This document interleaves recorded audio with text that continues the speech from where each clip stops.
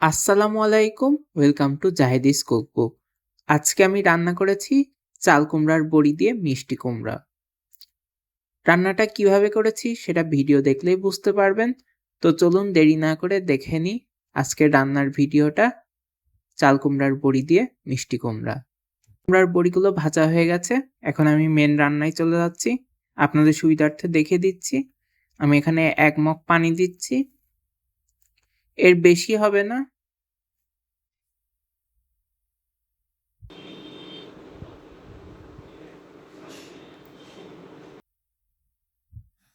এখন দিয়ে দেব পেঁয়াজ,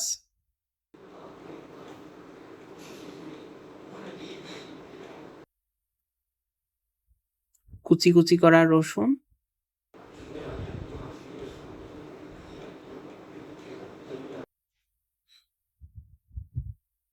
কিছু কাঁচামরিচ,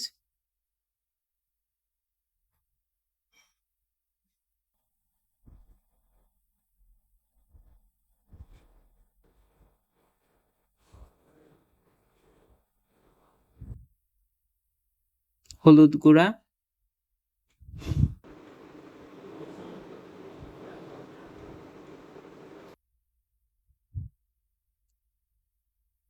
আর দেব পরিমাণ মতন লবণ।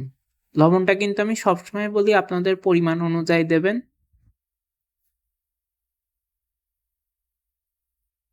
এখন এটাকে ভালোভাবে মিক্সড করে ঢেকে দিয়ে কিছুক্ষণ জাল তুলব।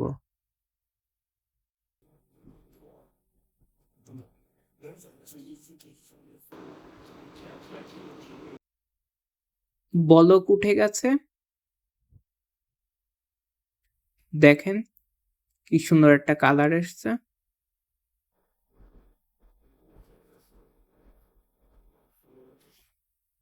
এখন আমি যেটা করব, মিষ্টি কুমড়াগুলো দিয়ে দেবো।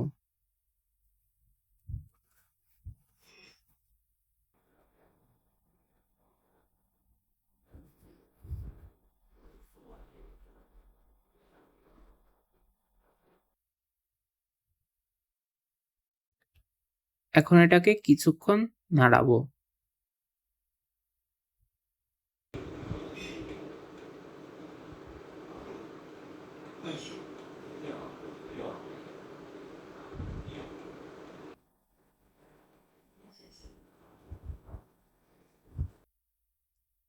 যেহেতু আমি মিষ্টি কুমড়া দিয়ে দিয়েছি, তাই আমি এতে সামান্য পরিমাণ তেল দেব।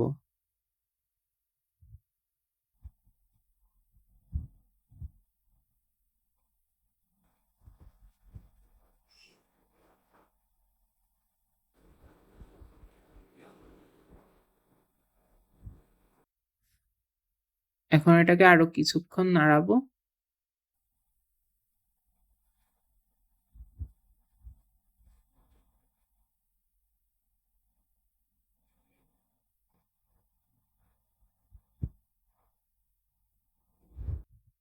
এখন এটাকে ঢাকা দিয়ে সিদ্ধ করে নেব।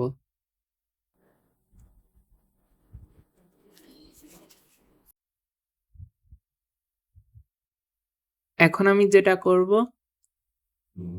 এটা আরেকটু নাড়াবো। কিছুক্ষণ পর পর এরকম নাড়াবেন। ওপরের মিষ্টি কুমড়াগুলো নিচে দিয়ে দেবেন, নিচেরগুলো উপরে তুলে দেবেন।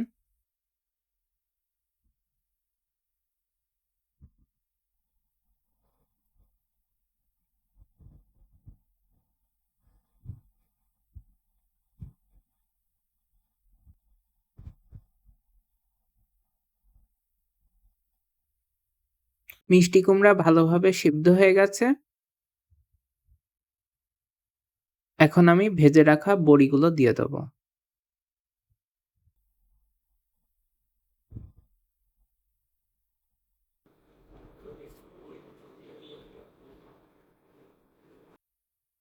এখন এটাকে কিছুক্ষণ নাড়াবো।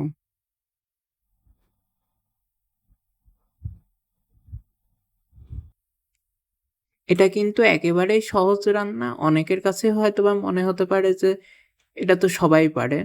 তবে অনেকে আছে যাদের কাছে এই রান্নাগুলো নতুন।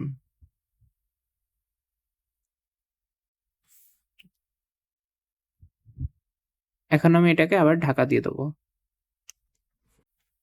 চাল কুমড়ার বড়ি দিয়ে মিষ্টি কুমড়া রান্না প্রায় হয়ে এসেছে।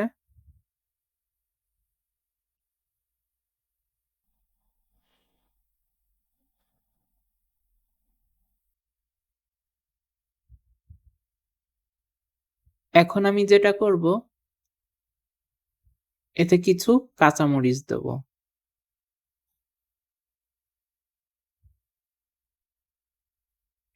এখন আর এটাকে ঢাকবো না, এরকমই কিছুক্ষণ নাড়াতে থাকবো।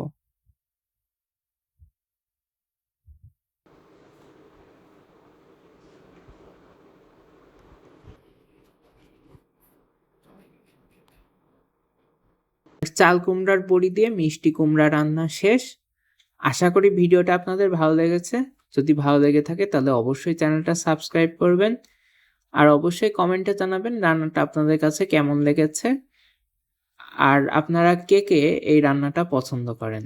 তো আমি এখন চুলাটা বন্ধ করে দেব। আজকের রান্না এই পর্যন্তই। সবাই ভালো থাকবেন, সুস্থ থাকবেন। আল্লাহ হাফেজ।